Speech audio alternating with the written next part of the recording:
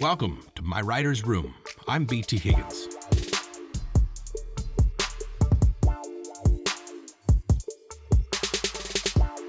It is time to gather ideas. Okay, gathering ideas is about looking around at the world around you and plucking little seeds out of the day and developing and thinking on them and chewing on them until they turn into something that could then be turned into a story.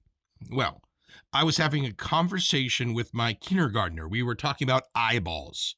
Now, obviously, she knows what eyeballs are because she has eyeballs, but we were talking about a horse and how their eyeballs aren't on the front of their faces like ours are. They're actually on the side, one on either side. And I was talking about how the reason the eyeballs are on the side is because it lets the horse see behind them and in front of them, and how their vision is more of almost all the way around, if not all the way around, because of where their eyes are.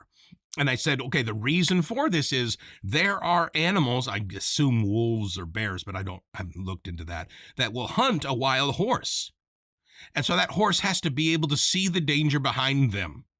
And so the design of the eyeballs connects to the kind of animal that it is. If you are a hunter, think tiger and bears, your eyeballs are on the front, a little bit distant from each other, both looking forward, both showing the same image from a 4 inches difference. I don't know what the size of a tiger's face is, so I'm guessing. And they're just a little distance so that those two pictures that are of the same thing can be just different enough to tell the distance. It gives you the depth perception, which lets the hunter know how close they are to the prey. So any animal that is designed to hunt or to be a predator has the two eyeballs in front. And any animal that's more the prey species has them on both sides. And so she was really excited about that. We were talking about eyeballs. And then we got into talking about flies and their compound eyeballs, where there's thousands of them that let them see all around. So you can't really sneak up on a fly because they see you coming from every direction. And then this gave me an idea. What would it be like to have eyes all around your head? Kind of like that compound eyeball of a fly, where there's like hundreds of little eyes going in every direction. And then I made a cartoon about it. Kind of it still makes me laugh. Basically what I did to draw it is I took a picture of a blackberry. You know how a blackberry or a raspberry has all those little mini berries, whatever those are called, and they're all around. Well, I basically made each one of those in my sketch another eyeball, and the whole thing is like the head. So it's kind of, maybe I'll share the comic with you. And so I thought, well, what would it be like if our head was literally a ball of eyeballs all squished together and you could see everywhere? Well, would that be a bad thing or a good thing? I mean, in a story about a kid who either wakes up one day and has a head full of eyeballs or is born that way, I'm not sure. Would that be good for him or would it be bad for him? If there were kids picking on him, it might be good because he could always see the bullies coming. But if he hits his head on the wall, it's like getting poked in an eye, because there's an eye everywhere and everything is a bump in the eye and a bump in the eye. And you'd almost want to wear a helmet so that you're not getting poked all the time. And so it seems to me it could have a few good things, but a whole lot of bad things. So I don't know if this story would be comedy, funny jokes, funny goofiness, probably, or have a little bit of tragedy where he can't do a lot of stuff. He can't play sports. You know, if you play football with 1,000 eyeballs, you're going to pop those eyeballs like grapes. So that's not going to work. So I thought maybe that might be an interesting story. You'd have to kind of make it your own because it's really weird. And sometimes a really weird idea needs a little bit of massaging. You got to kind of push it and change it and make it work so it doesn't seem so ridiculous. That doesn't mean a ridiculous idea won't work, but you've got to make it feel real enough to where the reader will accept the weirdness. You know what I mean?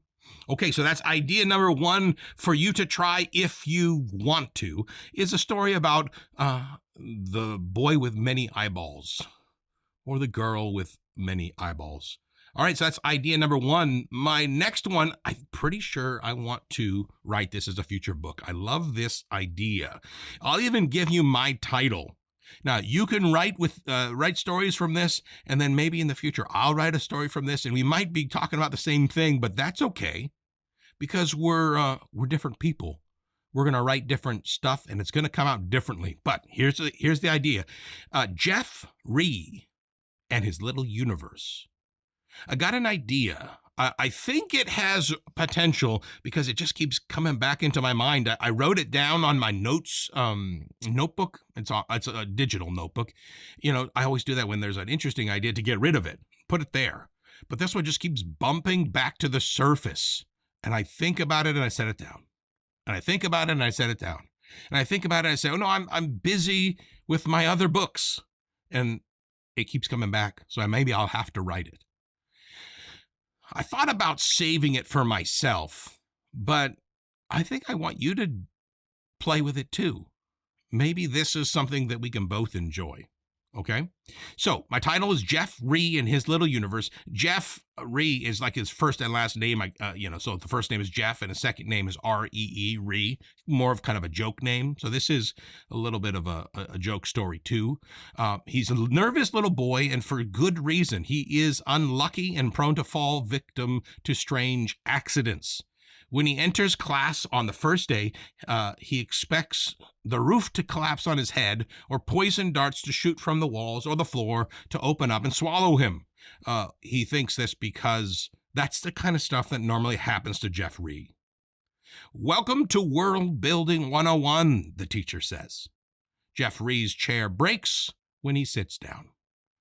Come to the front and choose your universes. The other kids rush forward, and Jeff Rhee is tangled in his broken chair, and that makes him last in line. All the kids choose their universes. Remember, this is World Building 101. And the only one that's left for Jeff Rhee by the time he gets untangled from his broken chair is a huge glass marble the size of a watermelon. He can barely even lift it. The inside of the universes are ink black. During this term, you will be creating a universe. You will be graded according to a rubric of 17 elements of a good world, which we will discuss during the term. This is the story of Jeff Rhee and how he made a little universe. Now, those are my notes on the idea.